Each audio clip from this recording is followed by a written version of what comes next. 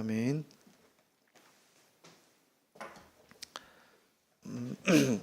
우리가 지난 시간 살펴본 것은 오병이어 사건이었습니다. 그런데 만약 여러분이 저와 여러분이 그 현장에 있었다고 한번 생각해 봅시다. 오병이어가 우리 눈앞에 펼쳐졌습니다. 자, 그러면 우리는 어떤 마음이고 또 어떤 믿음이 생겼을까요? 엄청나게 큰 이적을 봤잖아요. 그죠?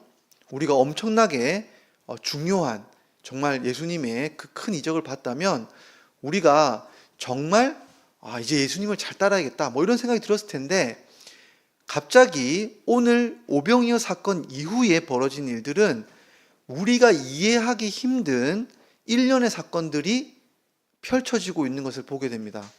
그러니까 되게 오병이어 사건과는 결이 다른 이상한 일들이 계속 일어나는 겁니다. 그래서 오늘 이 이상한 일들이 뭔지를 한번 살펴보고 왜 이런 일들이 일어나는지를 한번 보도록 하겠습니다. 먼저 예수님이 오병이어 사건에 저녁이 되려고 하니까 이제 갑자기 제자들을 급하게, 오늘 22절 말씀 보면 즉시 급하게 예수님이 제자들을 배에 태워서 보내버립니다. 예수님은 같이 가지 않으세요. 그런데 예수님이 혼자 남으셔서 그 수많은 사람, 저번에 우리가 계산하기를 한 2만 명 정도 된 사람을 집으로 다 돌려보냅니다. 근데 좀 이상하잖아요. 만약 사람 돌려보내는 것만 목적이었다면 제자들이 보내는 게 맞고 예수님이 그냥 혼자서 배를 타고 가시는 게 나을 텐데, 이상한 일이 벌어진 거예요. 제자들은 배를 타고 하고 예수님이 어떻게 그 많은 사람들을 돌려보내는지 알 수 없지만 돌려보내신 다음에 예수님은 혼자 산에 기도하러 가시는 겁니다. 뭐 혼자 기도하러 가시는 것은 우리가 이해할 수 있겠죠. 근데 거기서 예수님이 밤새 기도를 하시는 거예요. 밤새 기도를 하고 있고, 여기 이 장면에서 이제 다른 장면으로 펼쳐지면 제자들은 그러면 어떻게 하고 있었는가라고 했을 때, 제자들은 우리가 오늘 보면 게네사렛 땅으로 가는 것이니까 당시에 여기 있는 그 오병이어 기적이 일어난 것을 벳세다에서 벌어진 걸로 보는데, 그러면 여기에서 게네사렛까지는 배로 가면 빠르면 1시간, 늦어도 2시간이면 가는 거리입니다. 그런데 오늘 제자들이 언제까지 있었냐면 밤 사경, 그러니까 새벽 3, 4시까지 있었던 거예요. 저녁 되기 전부터 갔으니까 무려 10시간 동안 이 바다에서 꼼짝달싹 못하고 있는 겁니다. 왜요? 엄청난 바람과 풍랑이 일어서 어부들이 있는데도 불구하고 여기 이 배를 어떻게 할 수가 없는 거예요. 그래서 제자들이 엄청난 이 풍랑과 사투를 벌이고 있었습니다. 그런데 이제 밤 사경쯤이 되니까 예수님이 산에서 내려와서 이상한 행동을 하십니다. 물 위로 걷기 시작하시는 거예요. 그런데 여러분 한번 생각을 해보십시오. 예수님이 걸어서 오시는데 그냥 잔잔한 물가가 아니에요. 이렇게 큰 파도가 치고 있는데 멀리서 어떤 흰 점이 위로 왔다가 내려왔다가 걸어오듯이 보이는 거예요. 제자들이 정말 이제 죽는다 라고 생각하는 순간에 그런 흰 점이 점점 다가오니까 얼마나 무서웠을까요? 야, 이거 진짜 큰일 났다, 유령이다 하고 소리 치르면서 있을 때 예수님이 가까이 오셔서는 이렇게 말합니다. 용기를 내라, 나다, 두려워하지 말라, 이렇게 이야기하시는 거예요. 근데 여러분, 여기서 나다 라는 표현이 되게 신기한 표현이에요. 뭐냐면 영어로는 I am 이거든요. 히브리어는 여호와예요. 스스로 존재한다는 뜻이에요. 나다. 이거는 그 히브리인들은 쓰지 않습니다. 여호와란 말도 안 읽었어요. 책을 읽을 때. 성경에 기록되어 있는데 그만큼 두려워하는 단어예요. 근데 예수님이 뭐라고 했다고요? 나야! 이렇게 말하고는 두려워하지 마라 이렇게 말한 거예요. 근데 뜬금없이 누가 나섭니까? 베드로가 이해할 수 없는 요구를 해요. 만약 주님이시거든 나도 무리를 걷게 해주십시오. 이렇게 말한 거예요. 여러분, 이런 요구를 할 수 있겠습니까? 지금 배 안에 있는데 예수님이 지도 확신하지 않으면서 진짜 주님이심 아니면 어떻게 하려고 그죠? 그 무리로 걷게 해달라고 부탁한 거예요. 그래서 예수님이 이 황당한 요구를 그런데 들어주시죠. 와라 이렇게 말하니까 베드로가 실제로 배 밖으로 발을 내밀고 한 발자국씩 걷습니다. 그런데 실제로 무리로 걸어지는 거예요. 너무 신기한 거예요. 그래서 점점 예수님 향해서 걸어가는데 갑자기 큰 바람이 그의 발을 팍 칩니다. 이렇게. 그러니까 그제서야 보이는 거예요. 이 풍랑이 얼마나 무섭고 파워가 큰지가 이제 자각이 된 거죠. 그 자각을 하는 순간 그 물 아래로 빠지기 시작하는 거예요. 그러자 예수님이 베드로가 이렇게 말하죠. 주여 나를 구원해 주소서 이렇게 말하니까 예수님께서 왜 이렇게 믿음이 작으냐? 왜 이렇게 믿음이 작으냐? 하면서 손을 잡고 끌어올리신 다음에 배로 들어가시는 거예요. 근데 여러분 놀라운 일이 벌어져요. 배에 타자마자 그 엄청난 파도와 바람이 갑자기 멈춘 거예요. 그리고는 제자들이 뭐라고 고백하냐면 절을 하면서 예수님 정말 하나님의 아들이시군요 라고 고백을 하고 이 배는 게네사렛 땅으로 갑니다. 그런 다음에 게네사렛 땅에서 예수님이 도착하니까 동네 사람들이 예수님인 줄 알고 어떤 사람들을 데려와요? 병자들을 데려와서 예수님께 나오니까 예수님이 고쳐주시더라 하는 그 일들이 있는데 어떤 믿음을 말하고 있냐면 손만 대도 낫겠구나 이렇게 생각하고 왔던 사람들이 정말로 낫는 역사가 일어났다라는 게 오늘 벌어진 일이에요. 근데 여러분 이 일들이 이상하잖아요. 오병이어 사건이 왜 갑자기 이런 일들로 이어지냐 하는 거예요. 너무너무 이상하죠. 그런데 한번 생각해 봅시다. 질문만 해도 한두 가지 이상한 게 아니에요. 왜 예수님이 서둘러서 제자들부터 보냈을까? 예수님은 무슨 기도를 하셨을까? 왜 예수님은 물 위를 걸어오셨을까? 그리고 제자들은 베드로는 왜 물 위를 걷고 싶다고 했을까? 그리고 건너간 땅에서 사역이 이루어진 일은 여기 있는 이 풍랑 사건과는 오병이어 사건과는 무슨 연관이 있는가라는 질문들이 끊임없이 이어지는 거예요.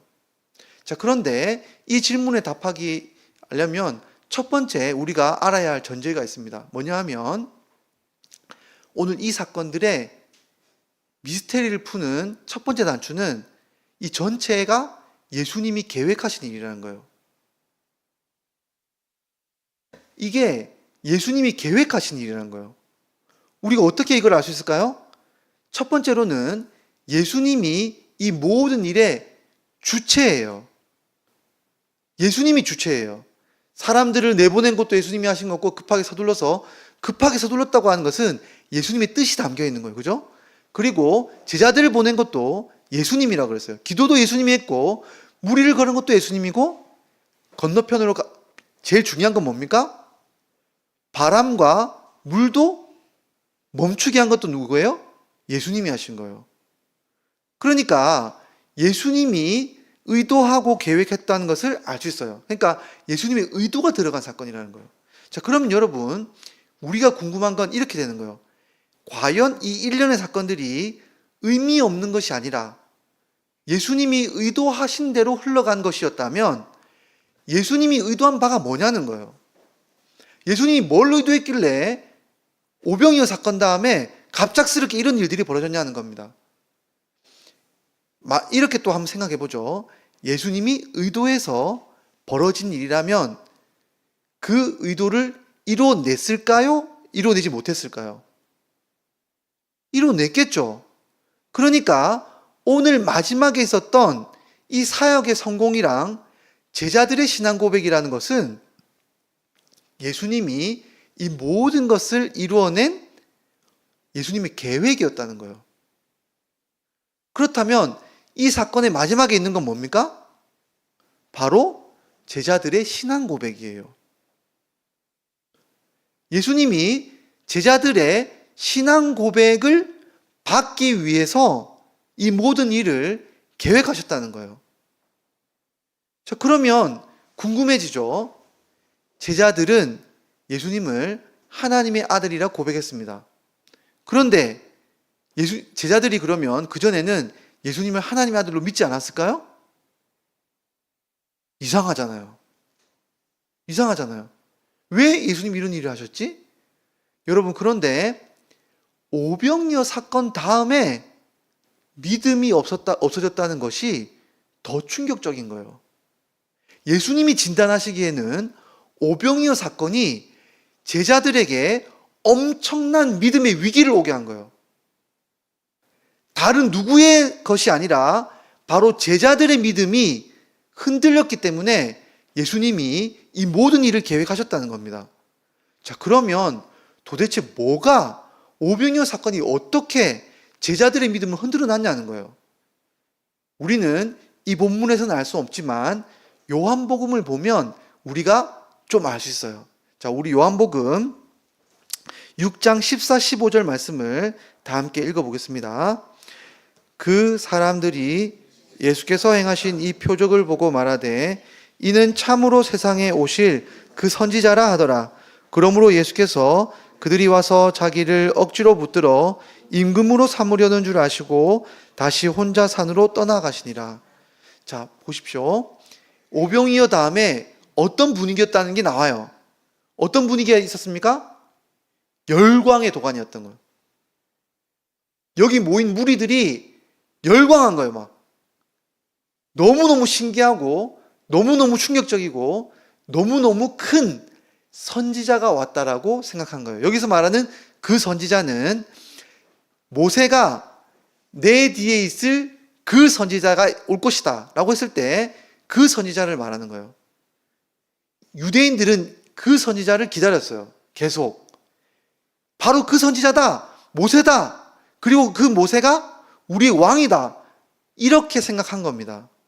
그래서 예수님을 어떻게 하려냐면 우리가 나라를 세워서 예수님 왕으로 모시자. 이렇게 한 거예요. 자, 그런데 이런 열광적인 분위기 속에서 예수님은 어떻게 했습니까? 쓱 사라지셔서 혼자 기도하러 가셨다는 거예요. 자, 그런데 여러분, 제자들도 이 분위기에 휩쓸린 것 같아요. 우리 제자들 잘 알잖아요. 그죠? 이 많은 사람들이 왕으로 모시자 그러니까 여러분, 제자들은 누가 될까요? 예수님 왕이 되면 장관들이 되겠죠. 엄청나게 높은 재상이 되겠죠. 제자들도 어쩌면 이들과 함께 마음이 흔들렸을 수 있어요. 근데 예수님이 진짜 이 사람들이 어떤 마음으로 예수님을 왕으로 섬기려고 하는지를 예수님이 또 말씀해 주세요. 요한복음에 나오는데 건너편에 가서 예수님이 게네사렛 땅에 도착하니까 가버나움에 가셨을 때 가버나움까지 쫓아와서 그 사람들이 와서 어제 오병이어 사건이 있었던 사람들이 예수님을 찾아온 사람들이 있었어요. 오늘 게네사렛 사람 그 사람들 말고 온 사람들이 있었습니다. 이 무리들을 보시고 예수님이 하신 말씀이 있어요. 우리 요한복음 6장 26절 27절 말씀을 다 함께 읽겠습니다. 예수께서 대답하여 이르시되 내가 진실로 진실로 너희에게 이르노니 너희가 나를 찾는 것은 표적을 본 까닭이 아니요 떡을 먹고 배부른 까닭이로다. 썩을 양식을 위하여 일하지 말고 영생하도록 있는 양식을 위하여 하라. 이 양식은 인자가 너희에게 주리니 인자는 아버지 하나님께서 인치신 자니라. 자, 여기서 예수님이 이 사람들이 왜 예수님을 왕으로 섬기고 따라다녔다고 말하고 있습니까?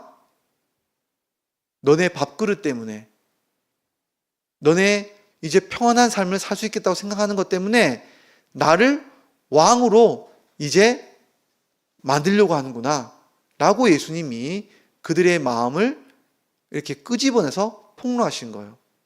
그러니까 여기 있는 그 모였던 무리들은 예수님이 오병이어 사건을 정치적인 변화의 그런 현장으로 본 거예요. 우리 왕이다. 이제 예수님만 있으면 우리가 이렇게 병이 들고 우리가 나약하고 세상에서 먹을 것 때문에 고통받는 우리가 이제 시름이 끝이다. 예수님만 있으면 우리는 이 땅에서 걱정 근심 없다. 라고 생각하면서 이 땅의 왕을 만들려고 했던 거예요. 그러니까 이런 마음과 분위기와 열광 속에서 여러분, 예수님이 이 무리와 제자들을 떼어놓으신 거예요. 이 무리의 영향력이 너무나 커서 급하게 아주 예수님이 마음이 급해져서 제자들을 먼저 떼어놓고 보내버리신 거예요. 그리고 이 무리들은 알아서 흩어집니다. 예수님이 산으로 가신 다음에. 그리고서는 예수님이 계획하신 일을 시작하는 거예요. 풍랑이랑 바다를 예수님이 보내신 거예요. 예수님이 기도하시는 중에 무엇을 기도했을까요? 제자들을 위해서 기도했겠죠. 그리고 예수님이 왜 여러분 그렇다면 물 위로 걸어오셨을까요? 물 위로 걸어오셨다는 것은 모든 것을 다스리시는 온 우주의 주인이라는 것을 말하는 거예요. 하나님인 것을 보입니다. 나는 떡과 물고기의 왕이 아니고 온 우주의 왕이고 너희를 죽일 것처럼 보이는 그 세상 시름들도 세상의 풍파들도 내가 다스리고 있다라고 하는 그 그림, 그 모습을 예수님은 물 위로 걸으시면서 직접 보여주신 거예요. 그랬을 때 베드로가 무언가 확실히 알 수는 없었지만 베드로는 이건 알 수 있었어요.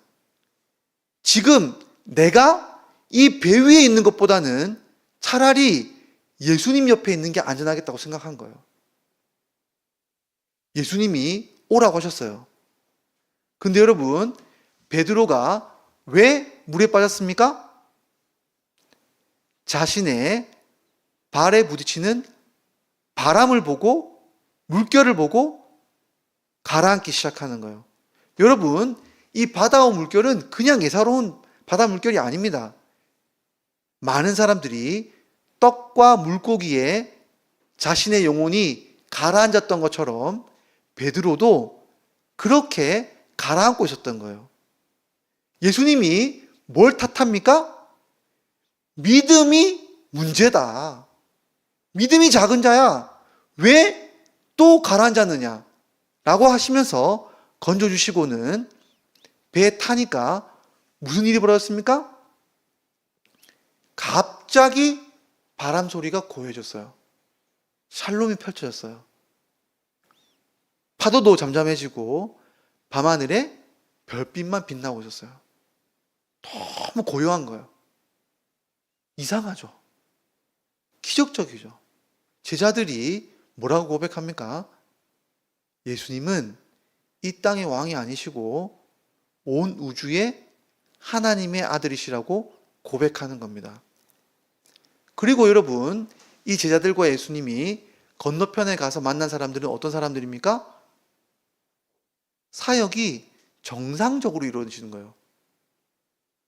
물고기 먹고 떡 먹으러 온 사람들이 온 게 아니라 물에서 건져주신 예수님처럼 다시 한번 구원을 받기 위해 나오는 사람들이 그 자리에 펼쳐진 거고, 그리고 제자들도 이제는 온전한 모습으로 이 사역에 동참하는 것을 볼 수 있는 겁니다. 그러니까 예수님이 이 일련의 사건들을 뭐예요? 계획하시고 훈련시키시고 마치 믿음의 학교처럼 이것을 만드셨다는 거예요. 자, 그러면 오늘 이 본문 말씀을 통해서 예수님이 우리에게 말씀하신 바는 뭘까요? 첫 번째, 우리가 기억해야 될 것은 예수님이 우리 삶에서 가장 귀하게 보시는 게 뭘까요? 우리의 능력, 우리의 자질, 우리의 성공, 이런 게 아니에요. 우리의 믿음입니다. 예수님이 우리의 삶을 보시는 가장 중요한 시선은 믿음이에요.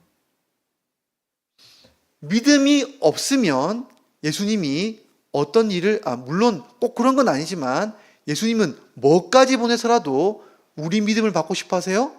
신자의 삶에 고난을 보내서라도, 풍파를 보내서라도 예수님은 우리의 믿음을 보고 싶어 하시는 거예요. 그러니까 이건 신자에게 있는 어떤 공경이나 환난이나 아픔들은 그냥 우리가 당하는 게 아닙니다. 우연히. 재수가 없는 게 아니에요. 모든 것에는 예수님의 계획과 훈련이라는 학교라는 목적이 있는 거예요. 여기에는 반드시 시험을 통과해야 돼요. 여러분, 이 삶에서 우리가 예수님께서 이러한 어려움들과 고통을 보내실 때는 예수님 우리에게 주시는 시험지예요. 통과하려면 뭘 해야 됩니까? 답지를 써내야 돼요. 답은 뭐예요? 답은 예수님이 누군지를 물어보는 이 질문에서 하나님의 아들이시라고 고백하는 거예요. 여러분, 우리가 항상 고백하는 것처럼 보이지만 실상은 그렇지 않아요. 그렇지 않습니다.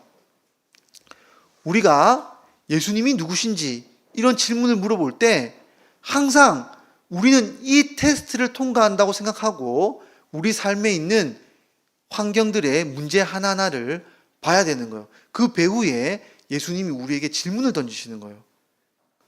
그래서 어쩌면 직장의 문제, 승범님의 직장 문제도 이걸 보면서 생각이 들었어요. 우리 모두가, 우리 각자의 문제가 어쩌면 예수님이 우리에게 이걸 통해서, 우리 각자의 문제들을 통해서 예수님이 무언가 믿음의 훈련을 시키고 계시다는 그런 생각들이 있는 거예요. 우리가 이 모든 일을 보면서 뭘 보면 안 될까요? 오답을 내는 가장 큰 이유는 바람을 보는 거예요. 우리의 물결을 보는 거예요. 우리 삶 속에 문제와 풍랑과 아픔과 두려움만 바라보면 우리가 이 문제를 통과할 수 없어요. 온전한 답지를 낼 수 있는 것은 예수님을 보는 거예요. 그 오병이어와 같은 기적 속에도 사람들은 주님을 바라보지 않고 떡과 물고기를 보니까 오답을 낸 거예요. 그런데 예수님은 제자들 따로 불러가지고 아주 어려운 시험을 보여주면서 너네만큼은 풍랑 속에서 나를 보라는 훈련을 시키신 거예요. 그러니까 우리는 삶의 고통 속에서 예수님이 누구신지, 나에게 예수님이 어떤 분이신지를 내가 지켜보며 바라보면서 내가 예수님 누구신지를 고백할 때 우리는 예수님이 주시는 이 믿음의 학교에서 하나씩 하나씩 통과를 하게 되는 겁니다. 두 번째로 우리가 기억해야 될 것은 뭐냐면 세상의 성공과 번영이 오히려 불신앙을 초래할 수 있다는 거예요. 우리가 세상의 성공과 신앙을 같이 가면 좋죠. 반드시 이렇게 된다는 거 말하는 게 아닙니다.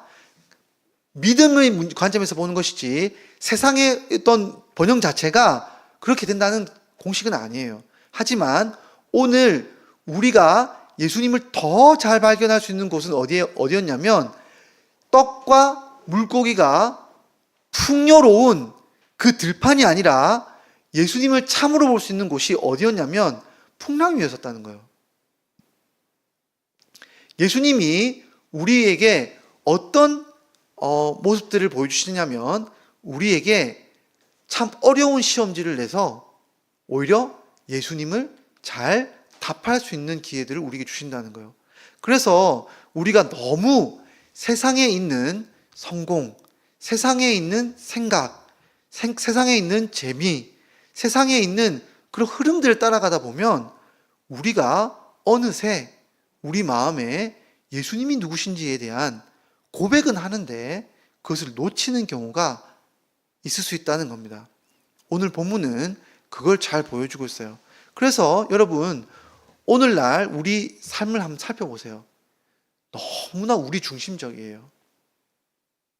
오늘 예수님이 누구신가 했을 때 예수님은 우리의 주인이고 왕이시고 우리는 종이라는 것을 예수님은 진짜 고백하라고 말하는데 오늘날 우리 교회에서 가장 많이 하는 고백이 뭡니까? 예수님은 누구세요? 이렇게 물어보면 예수님은 나를 사랑하시는 분요.